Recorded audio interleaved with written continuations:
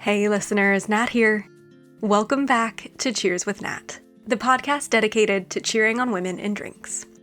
We're about to kick off a 4-episode miniseries from my recent visit to NYC. Today's guest is Courtney Iseman, freelance drinks writer and media consultant. Courtney shares how her childhood love of Broadway turned into a degree in journalism and screenwriting, and later, a career as a writer. We also learn how she went from writing about fashion to craft beer, and the surprising parallels between the two. You'll hear about how she spots trends and makes connections, the many hobbies that keep her grounded outside of work, and a whole lot more. It's time for a cheers and a chat with Courtney Iseman. Here she is. So I brought, the brand is Yeoju, which is kind of a play on soju cocktail, which is made with some yogurt. In Korea, It would be kind of like a Yakult with the soju and then some sparkle. So soda water, I think you can kind of use any soda. But so the result is the spirit, and if you use a flavored soju, and then the effervescence cuts the kind of creaminess. Yeah. So it's a really nice balance altogether, and then Yeoju cans all of that and does some fun flavors, and I just think it's if we're going to be doing canned cocktails, why not try some other cultural versions of that? Yeah, literally cultured if there's yogurt in there. Yes, yeah. Okay. Good one. This is exciting. Yeah. I don't think I've had a cocktail with yogurt. Crack it. So, yeah, let's do it. I think people hear that and they're like, ooh, is it going to be super creamy? Yeah. It's kind of like when you see clarified cocktails and you think there's a milk component, but then you're not actually getting creamy texture, but it's almost like the creamy character, kind of like the mouth coatingness, but not a fullness. And like you said, it's the bubbles are there to cut against it, so it'll be creamy and sparkly at the same time. And that one's white peach. Okay, cheers. Cheers. Let's give it a go. Dink. Oh, I really like it. Yeah. It reminds me of Yoplait yogurts, very specific nostalgia memory here. Yeah, it's very nostalgic. From the US. Yeah. So the creaminess, it's kind of mouth-watering from the acidity, really nice peach flavor, and then the sparkling is very gentle. Yeah. How boozy is it? 7%. Yeah, 7%. Yeah, it's like an IPA. Okay. Yeah, it's sweeter than I don't usually like sweet drinks, but I think because of the refreshingness and a little bit of acidity, it's all. And I do love candy, and I feel like it's got a very Trolly sugared peach ring. Peach ring. Yeah. Yeah, totally. I've been making lots of candy references lately, especially for beers, because I think a lot of the hops that are coming out now have these kind of candy characteristics. Yeah. Like Crush, as an example. Yeah. So yeah, I've been, and now that I'm in the States at the moment, trying some candies that I used to get as a kid. Yes, I love that. So yeah, I'm really enjoying this. Awesome. Good. Super different to what anyone has brought so far. Cool. For our chats. Nice. Okay, so we'll enjoy this as we chat. What do you do in the world of drinks, and what might a day-to-day look like? So I'm drinks writer for a long, long time, and more recently also a media consultant within the drink space. So that day-to-day is changing a lot and evolving a lot, and if I'm honest, I think you could do this for a million years and still be tinkering with your schedule according to what's going on. But I would say about 3 days a week are pretty similar, where I'm pretty much writing. I'll have maybe 3 stories going on that week, so I'll be doing interviews and research and actual writing. And then I leave another day or two to kind of do the pitching, and I have to pitch to, I have a few gigs that are contracted, and you can collaborate with editors on ideas, or I get assignments, but the majority of what I do is me having to come up with ideas and then sell these stories, so a lot of time on pitching. And then any other creative things I kind of squeeze in as I can, working on the newsletter and doing these consulting meetings. So I both consult PR companies as well as small businesses within drinks. So that right now more means an independent bar. And right now that's my favorite thing to do in the world, because it's so, I've been writing, it's just been me and a computer screen for so many years, other than interviews, which are the best part of that. So consulting and getting to hear a bartender's story and kind of identify what they want to work on, and seeing how I can help in any way has been so rewarding. So those are the bright spots of the week. Yeah, that's really nice. And I'm looking forward to digging into all of these different pieces that you do. But we're going to start by going all the way back. When you were very little, what did you think you were going to be doing when you grew up? Broadway acting, yeah. Okay. Musical theater kid. Yep. Yeah. It's funny, we were talking earlier, realizing that I've got family from the same bit of town in New York that you're from, and they were really big into musical theater and performance as well. What got you into that when you were young? Well, so I actually like have writing. I have journalism kind of like running back in my family. My uncle was a sports writer. Like he covered the Mets and he worked for the Associated Press. So he lived in the city and would come back and forth. And he would take me to see like, when I was really little, the Rockettes and like, so that kind of budded, like I just became fascinated with, New York City and theater, Broadway, all of that. And then I think you just, when you grow up that close to the city, your parents will take you in on a weekend to see a show, and I just became, enamored with, like, that whole world, and then the older I got, it was, like, Saturday Night Live and comedy, and, then I was like, well, now I'm going to be a filmmaker, so it was, like, always just an evolving, like, entertainment industry thing. Yep. But then you ended up studying journalism. Is that right? Yeah, I actually studied journalism and screenwriting. Oh, fun. And the journalism was actually more because my mom wanted me to make sure that I had You're something. like, this is in the family. We got to keep this going. Yeah. Well, and just like, she was like, you need a day job while you're like writing those screenplays, or potentially I didn't know if I was going to try to go back into acting because I kind of did it up until like halfway through high school. But I think it's kind of funny that when I was in college, journalism was considered a very steady, like a steady day job, and now where the media industry is today, I think it would almost, well, not screenwriting as a day job, but something else. But yeah, so I kind of did them both in tandem. Okay. My heart was in the screenwriting, the journalism was the backup, and then, And did you end up doing anything with the screenwriting then? Have you got a back pocket screenplay that you're hoping to get published someday? Every writer does it, right? I love it. I did. I've like done, my friend and I had a blog that was like turned into a TV show that reached like very early development stages. Wow. So like I learned how to like write a treatment with like an actual TV producer. I have like won a few like festivals with like some screenplays, but I haven't done it in a while. Yeah. So you are a writer through and through, and just kind of used your writing skills then in different ways. Initially thinking you'd be telling stories through screenplay. Yep. But then you ended up writing in fashion? Is that where you got your start? Yeah. Fashion also kind of seemed like parallel to entertainment. Yeah. All throughout college, I was like doing internships, in music. I was really big in the music scene, kind of like managing friends' bands, interning at record labels. Then I was interning at a talent agency, but kindly agents would tell me like, look, you're going to get paid minimum wage for like the rest of your life and work crazy hours. If you stay in this space. Like talent agency in New York. Yeah. And then I got an internship at a fashion brand and was like, well, it was like a steady job with a growth path, and like a decent salary and a decent life, but it still felt exciting and glamorous. So, and that was where I even learned about copywriting, which was, I was like, oh, this is another way that I can do writing, but in a like stable way. Yeah. And that is what I would love to dig into. For anyone who is not a writer, there are so many different types of writing.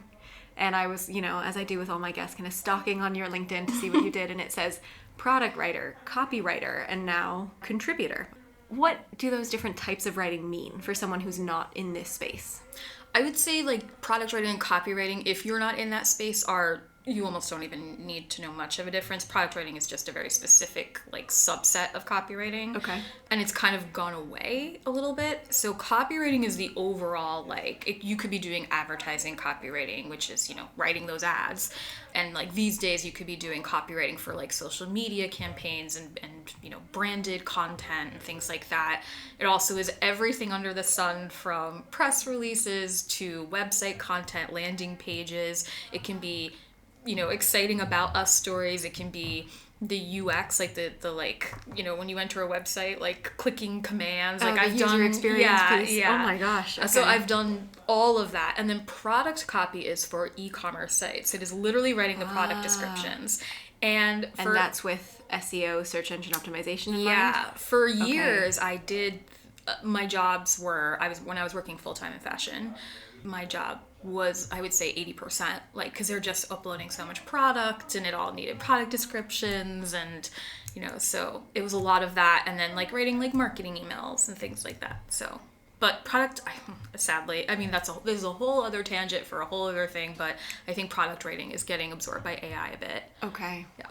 And is it because there is that SEO focus, do you think, that you can say, put these keywords into my copy and it can spit something out way faster than we could as humans? Yeah, it's maybe not as compelling, but also product copy is basically the job was always to make sure a customer is shopping online. They can't touch the product, they can't see it right in front of them, so you have to kind of convey it as much as you can to them through the screen. And I guess some people feel so, some sites still value that, like there are some sites still hiring human beings to do it, but others I think are just like, oh, I can just enter that this t-shirt has a round neck and short sleeves and it's cotton and I don't need a human for that, so my prompt will kick that out. Whereas copywriting brings in a bit more of a brand voice, would you say, and in certain elements there's some creativity still for sure. So how did you go from fashion to where you are now in drinks? Well, I was a little bored, to be honest, by the product writing. And so started doing fashion journalism just because, I was working with working with luxury fashion at, actually, Net-a-Porter, which, is so associated with London, but they built a US studio and I was like the second copywriter hired there. Oh, wow. So it was like a very London, New York based relationship, and I loved that job, but it wasn't the most creatively fulfilling. I met all my best friends there, but it wasn't, It gave you lots, but not everything. Yeah, but it definitely we were all obsessed with designers and that, and the very high fashion world. This was kind of peak personal style blog and street style, and getting into Fashion Week, and I started doing journalism freelance for places like ID, and doing that as I started to get a little bit burned out by fashion, when I think that bubble sort of started to burst, and maybe that's good just in terms of sustainability and they kind of pressuring people to be spending their entire paychecks on their wardrobes. I was into craft beer the whole time. So my now husband and I, it was kind of to have the opposite vibe of fashion when I just needed to get away from all the glitz and glamour. And back then it wasn't considered unhealthy to be oh, I didn't eat today, and very, the stereotypes are true a lot of the time about fashion, not all of them, but I was I would love to just, and it was still, breweries were still hard to find, there weren't that many of them, so to plan a weekend trip around seeking out a brewery was still a really exciting such an adventure. I still find it exciting, but I know what you mean. There was this kind of peak where that was a thing to do. Yeah, and we were we had moved to the city just a few years before, and I actually had a little map of where I knew beer bars were, because you couldn't get craft beer at any bar, at any corner bar. So we would we would say, okay, on this Friday night we're gonna commute downtown and go to this bar. And so I started becoming so into that, learning and meeting brewers. And I remember meeting, they're St. Mars of the Desert now, but they were Pretty Things. And that Dan was and Martha. I was starstruck meeting them back in the day. And I thought, I wonder if I can write about this the way I write about fashion. I saw the parallels between brewers and fashion designers and the creative, digging into their stories and their inspirations. And I found the early beer blogs and beer magazines and kind of just started pitching it. Did it for free for maybe a year. Okay. And then it just the scales kept tipping. I was doing kind of mostly fashion, a little bit of beer, and it kept just going like this. For a couple of years, I was almost exclusively writing about beer. Wow.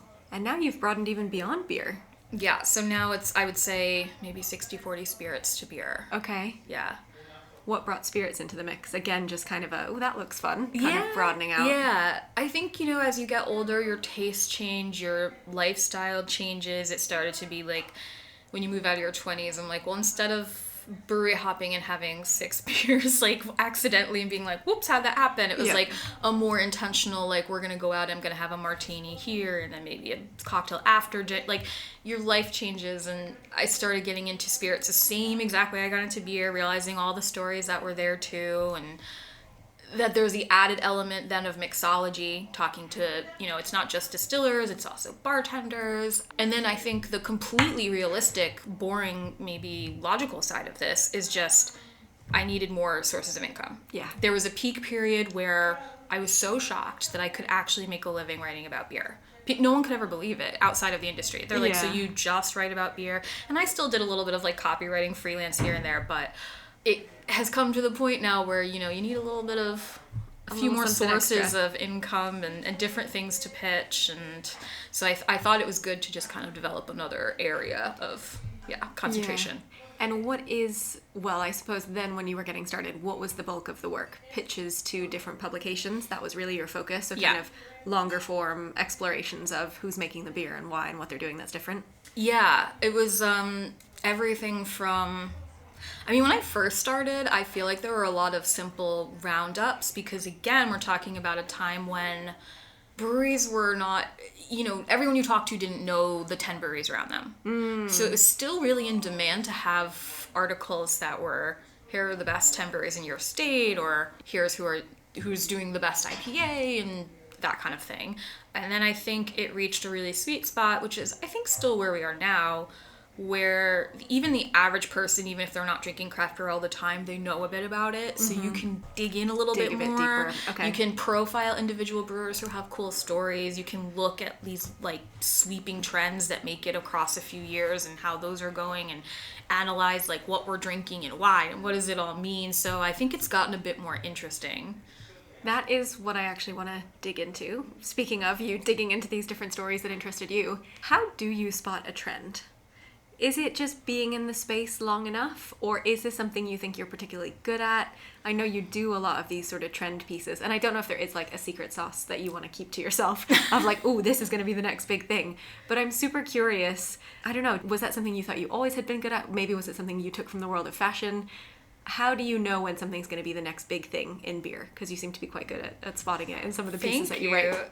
I don't think I'm good at it, actually. Oh, really? Well, this is like, we all have imposter syndrome, and we all, We don't recognize our own strengths, yeah. Yeah, I'm always insecure about my ability to spot trends. I'm always a bit worried about it, and I'm like, oh no, what if I'm missing something? And I would say it is a little bit of everything. Okay. It's going out, I'm going to events for things, usually at least a few nights a week, and sort of experiencing, especially in the cocktail world, a bartender who's doing some new technique I've never seen before, or, over these 4 events throughout this past 4 to 6 weeks, I've seen this very unique ingredient used again and again. Yeah. So real world is the most important thing. Social media, I curse its existence a lot of the time, but it is really good for trend hunting. Yeah. Sometimes I just put in...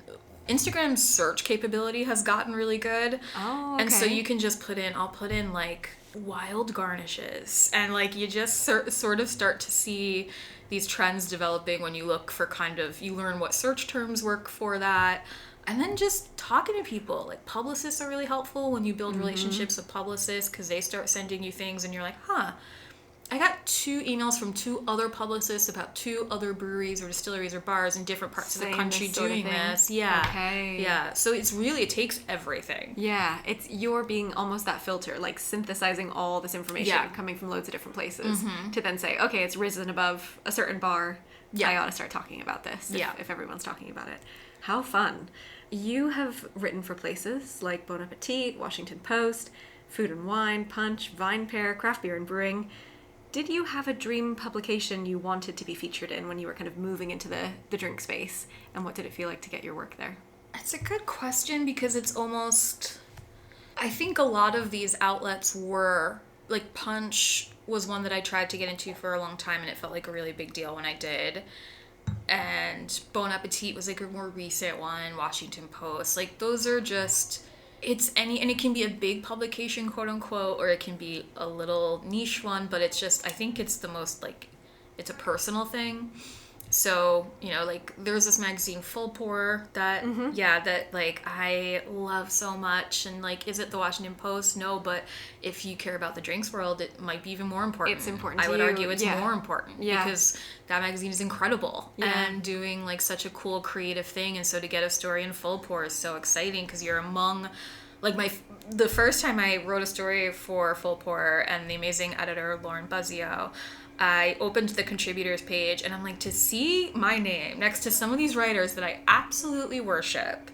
So, it's just really personal, and it's exciting, and that is, I think the biggest deal to see your writing among, in the company of writers that you've admired for so long, and it is a pinch me moment. Are there any publications still on that dream list that you'd love to see your work in? Yeah, so again, that's changed because the older you get and the more you do this, the less you some people call it like byline chasing. The less you do that because it's a little less sustainable if this is your full-time career. Okay. So you want to be focusing more of your energy on those really great relationships that you already have with editors. Okay. But like, I would love to write for Savor or, yeah, New York Times. I don't know where I stand with that, but I'm like, it would still be exciting to have a byline in New York Times. To get your name in there. I will admit. Yeah. Tell me a bit about the pitching process. What does that entail? So I imagine it'll be different if it's a publication that you are new to, but for the publication, say you already have a relationship with, what does it look like when you say, I've got something, I've got an idea for you? What do you say when you reach out to them? The more you develop that relationship, the more shorthand and conversational it can be, which is so great. Because they trust you? Yeah, and the editors I work with, like, I have really good editors. I'm very, very grateful. I love all the editors I work with. And I don't really have to send a full, formal, very, like, college essay pitch to them. Yeah. I can just say, hey, like let's say it's a trend that, I can say, hey, have you noticed this? Like, I think we should write about this. And, again, the industry is changing. I would say a couple of years ago, it was easier a lot of these outlets were publishing all the time. So if you called something out, they'd be like, sure, let's run a story on it. Now everyone's budgets are a little tighter, so there's a little bit more back and forth. But it's a nice flow. It's a nice exchange when you have the relationship. It's much different than pitching an outlet for the first time. Yeah, and what does that take? That's a whole, here's who I am, here's why you should work with me. Yeah, way more formal. The pitch takes a lot more work because when you're pitching an editor that you already work with, you can just throw the idea out there and then be like, I'll look into it. And, it's kind of penciled in. When you're pitching for the first time, you have to do a bit of pre-reporting and, hope that the editor sees your name in their massively flooded inboxes, which doesn't always happen. I know we're all inundated by, writers are inundated by emails from publicists, and editors are inundated by emails from both publicists and writers. And so it's, you can't really count on a response as often, and it's just a bit more like shooting your shot, I would say. Yeah, and hoping you get noticed. Yeah. So while you do a lot of your work for other publications, you do write your own newsletter, and you've got a podcast as well, Hugging the Bar. What goes into that? Was that sort of the ideas that didn't find homes elsewhere, or what was the inspiration behind creating your own space on the internet? Definitely the ideas that you're so passionate about that you think, I can't believe no one is writing on this. I can't let this go. Yeah. Okay. And it's, because you might become obsessed with something that a distiller or brewer is doing, and you think, everyone needs to know about this. This is so frustrating. And when I started Hugging the Bar originally, it was, I think, I started in 2021, so it was around the beginning of, like, the whole craft beer Me Too movement. Yeah. And so it was really important to me to be talking about all the things going on and have a more cultural exchange in beer. And I think it was really, really nice for a couple of years there because it did kind of help, like, foster some community. Like, I just made connections with so many people through the newsletter and talking about things that resonated with people and, kind of unpacking, like, misogyny and racism that had been going on in craft beer and spotlighting the breweries who were doing something actually meaningful about it. I paused it for a while because it just got to be, I will be completely transparent on this podcast just in case anyone listening, like, is thinking about doing these things. It can be a lot of work.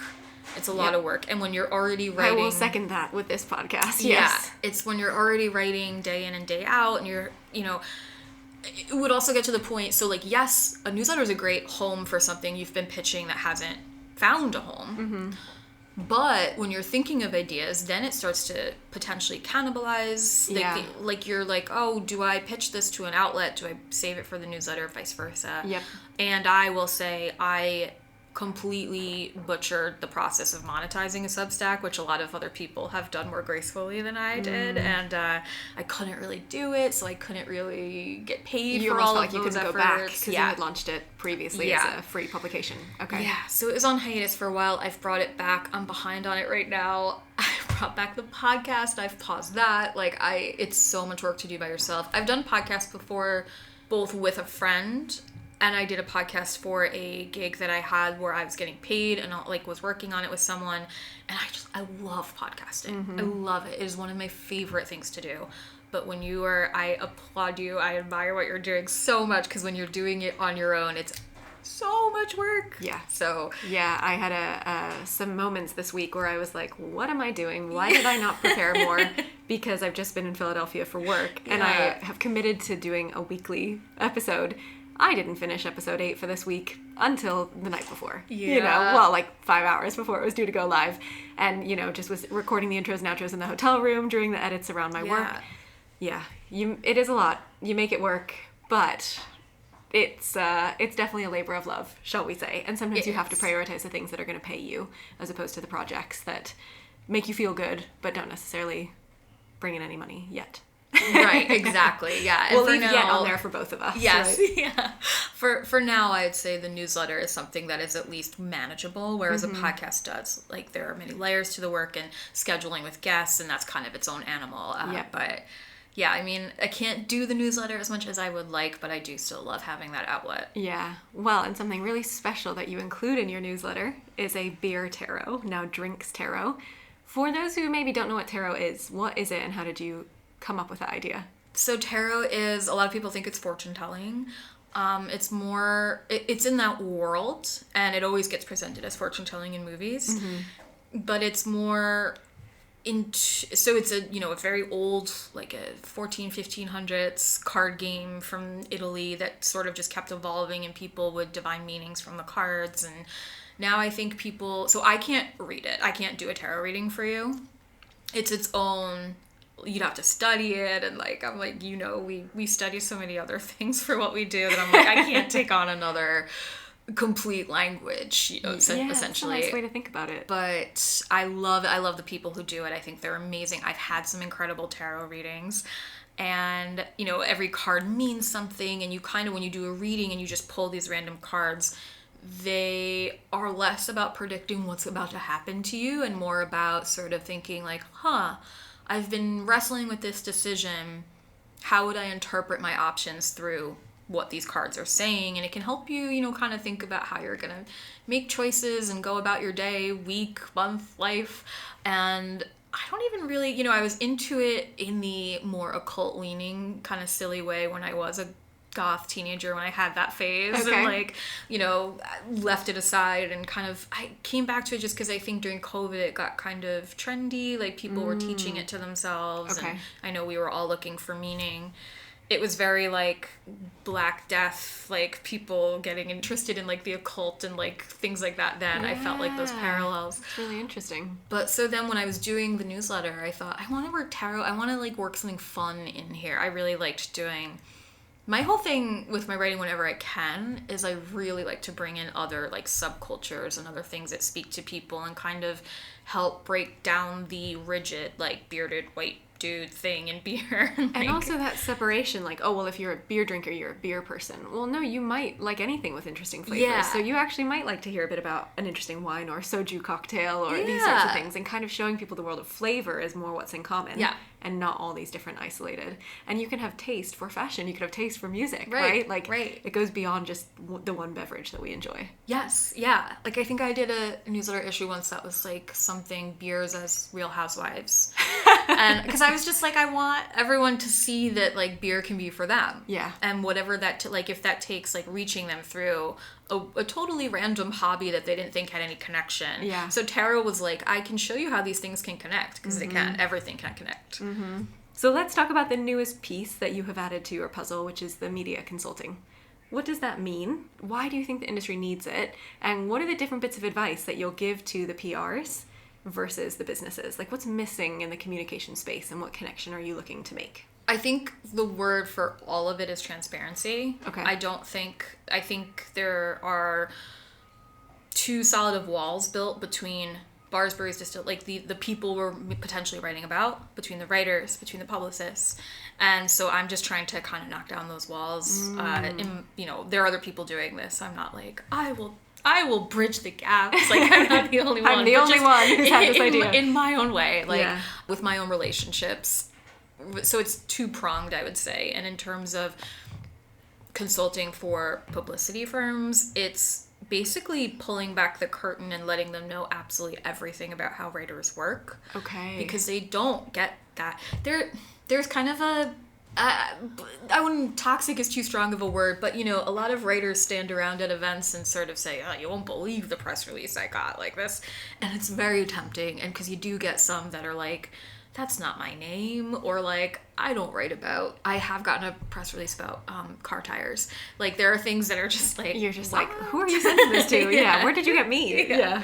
So there are sort of wild outliers, examples happening, but for the most part, publicists are just like us, and they're just trying to pitch and like land these, stories for their clients. And I'm also trying to land stories so that I can make a living. And I'm just thinking, why are we talking smack about each other and not working together? Because we are actually, in the freelance capacity, a publicist and a writer can kind of be a team to sell this story to the editor. So like, we should be combining our efforts. So that is what that consulting is about, I will say it takes a lot of work to make sure I'm keeping the right things separate, like ethically as a journalist. Okay. Like, I can't be advising on a client that I would ever think then about writing about, or maybe I can do a one-time advising, but then have a clear, like, okay, that's done and paid for. I'm not going to write about that story, but if you pitch me something else and that client 6 months down the line, Interesting. Yeah. So it takes a lot of transparency, open communication, explaining like what does and doesn't work. And then the consulting for businesses is just, especially now, these days, the industry is so hard. 4 breweries, 4 distilleries, 4 bars, and I think not everyone has this big budget to hire a PR firm or even have a freelance publicist. And the biggest thing that I kind of shout all the time that I think is unfair is, if you dreamt of being a brewer or a distiller or a bartender, specializing in mixology, why do you have to know publicity? That's a completely different thing that people go to school for. Yeah. Why do you have to know how to write your own stories, your own website copy, your own etc.? So that is, I will do content for people, like I've done like that. Again, that's that copywriting that I can apply toward this industry. Yep. Or just tell them like, hey, everyone has a story you're not getting out there because maybe you haven't identified it. Here's how you do that. Here's how you pitch yourself. You can send your own press releases. Yeah. So it's just kind of giving them a toolkit so that, I know that they have negative hours a week with their busy schedules, but it's like, hey, if you can take 2 hours a week and send out these emails, and I try to give them a little plan. Yeah. That sounds great, actually, right? Because many of these businesses don't have the funds to have someone do full-time marketing. No. And it's a lot more work than anyone really realizes to do the social media, the website pieces, absolutely, the interviews, etc., on top of trying to make a great product, perhaps run a tap room. Yeah. So you're just saying, just bring me in for a little bit, I'll sort you out. Yes. With your expertise. Yeah. I can keep working with you and do, a press release for you once a month, or I can just do a one and done, here's your toolkit. Email me with any questions. Yeah. And so I'm imagining some of that kind of the initial piece where you were saying about making sure I've got the ethics and I'm working well with PRs comes from your journalism background. So that training probably helped there to know what are the do's and the don'ts. Yeah. And then the rest of it, the social media, the copywriting, that came from your early jobs. Yeah. And then taking those skills from fashion into Yeah. whoever needs the help. Yeah. That's really cool. A nice way to combine what you studied and then its practical application. Yeah. Doing it in something that, I really enjoy now. Yeah. Is it challenging, given that you get to write about all these fun things, like food and drink and the cool cocktail bars in New York and the best breweries to go visit? How do you draw that line between work and fun? Yeah, that's a good question. There is a bit of which we were talking about before too, it's just it is kind of a magical thing when you get to do things you enjoy and are interested in as your job, and it's a very non-traditional job. And so it's kind of magical when I do get to go to a bar I've been dying to go to because I'm gonna check out their new menu and write about it. Yep. But I would say, especially the last year or two, I have been making sure I realize can actually still get burned out even when you're doing something you love. Definitely. If it's just that all the time. Mm-hmm. You think oh, but I also like doing this. So is it work? Is it play? Is it who cares? No, you will get burned out. So I have thrown myself back into some things that I used to love before I even started doing this. art. Like, I was going to ask, what are some of those things? Yeah. How do you restore? How do you reset outside of work? I get my eyeballs on a ton of art. Like, Nice. I'm going to, like, a museum or a gallery or something, like, honestly, lately, like, once a week. It's kind of crazy. Wow, nice. I go to a ton of theater. Like, my husband and I both love theater, opera, stand-up comedy shows. Like, I'm kind of, like... I want to be consuming art every day. Yeah. Which I think that might sound cheesy and sort of like very grand, but well, like you're in the best place in the world to do it, right? I am. I'm like, we can just walk to a corner bar and see a comedy show. You Yeah. know, it doesn't have to be some big to do. So that, like, I love learning about, I've been teaching myself about antiques as a possible future side hustle just Wow. to get something like completely in a different world. Yeah. Gardening. I have my first little backyard ever in Brooklyn. So What are you growing?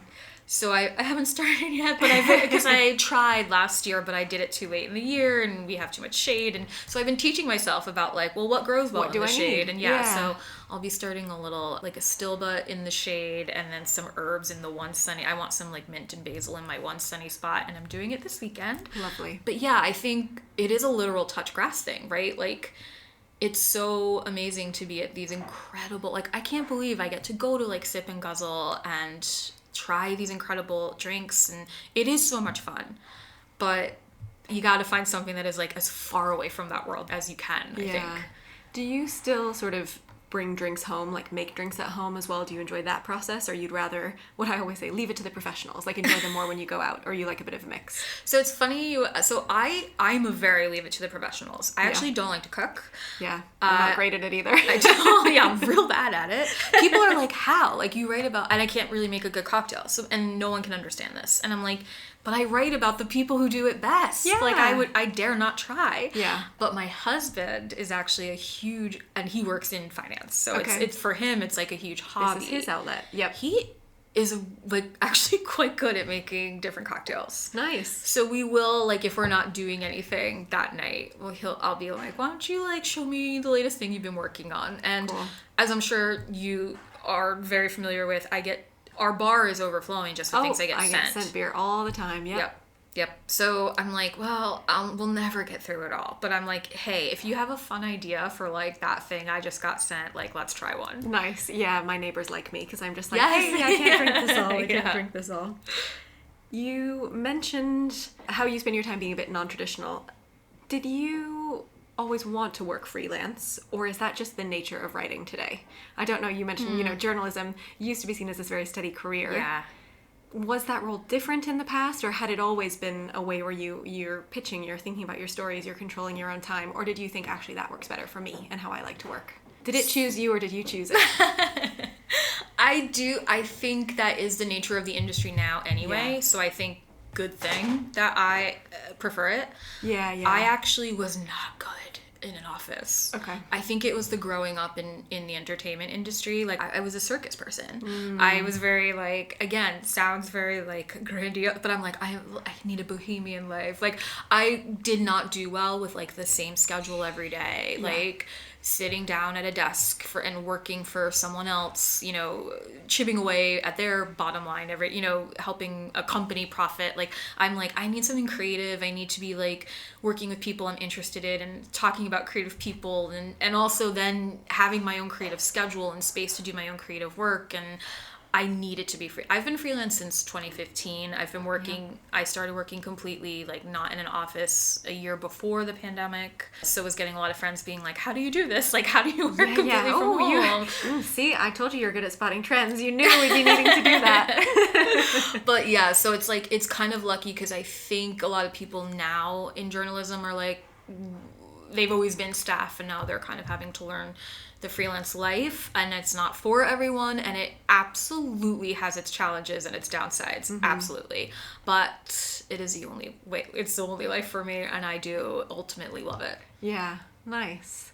We talked a bit about kind of what got you into the world of drinks. What is it that keeps you in the world of drinks? What do you love most about writing in this space? The people. Working in this space. The people. I mean, like, I love that bartenders will just, like, give you their cell phone numbers and be like, just text me if you have a different question. And it's very, like, on the fly, and then, like, you see them at their bar and they, like, want to chat, and it's just like, oh my god, you're so creative. And I think I've just, whether that's the through line, right? Like, whether it was in theater or music or fashion, I'm just like, I'm obsessed with creative people. I'm like, oh, I think there's a simpatico, like I think there's a kindred spirit, but I also am like, oh my God, I don't know how your brain works. Like, how are you doing that?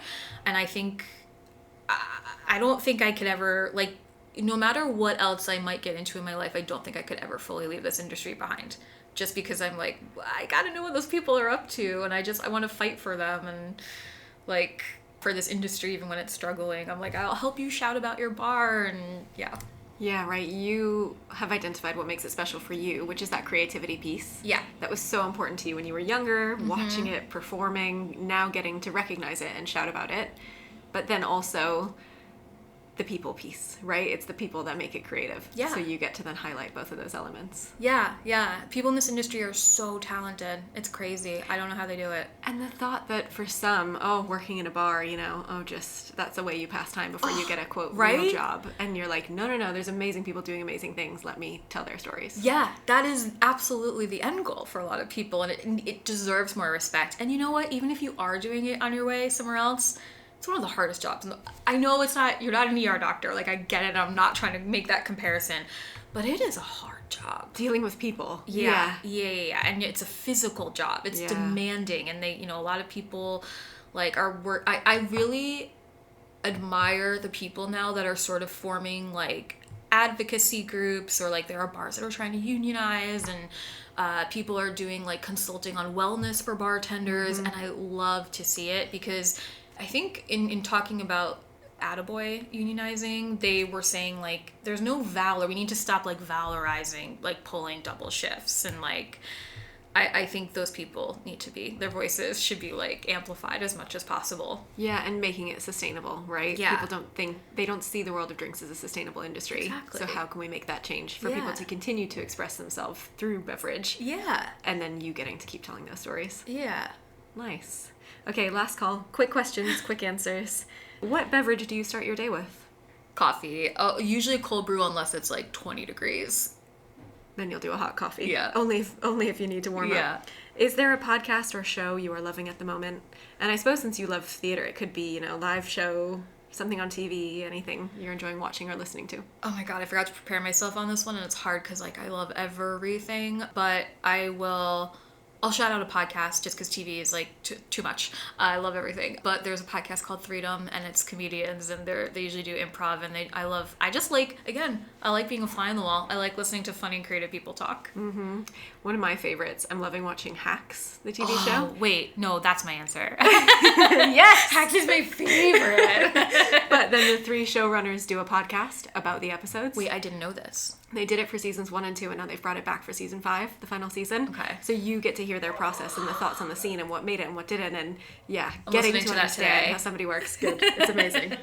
Is there a beverage or a producer that you think more people need to know about? I just want people... this sounds like so... Like, what are you talking about? People know about gin, but I just think more gin. I actually just yesterday was doing a tasting with Bayab gin out of Africa, and I'm like... Oh, wow. I want to see... I've written about South African gin. In general, I hope people go out and explore gin from other parts of the world. Things that are happening in Mexican gin, South African gin, like, they're centering, things that are endemic to those regions, and it's not the gin you think you know. Okay. And that's my favorite thing to write about. That's, like, my passion. So, nice. Check out, if you see a gin brand that is, like, not from the UK or the United States, or try it. Okay, yeah, because I think everyone thought kind of gin had its moment, right? It was agave, rum. Yeah. Rum had a little blip, then it was agave that everyone's talking about. So now you're saying, don't think we're done with gin. Just look at more creative gins. It's just the beginning. It's just the beginning. Sorry. I got into a piece.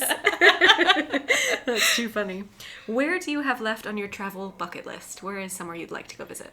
Much more of Mexico. I love Mexico. I want to go to Oaxaca, Japan for sure. Like, I have actually never been anywhere in Asia.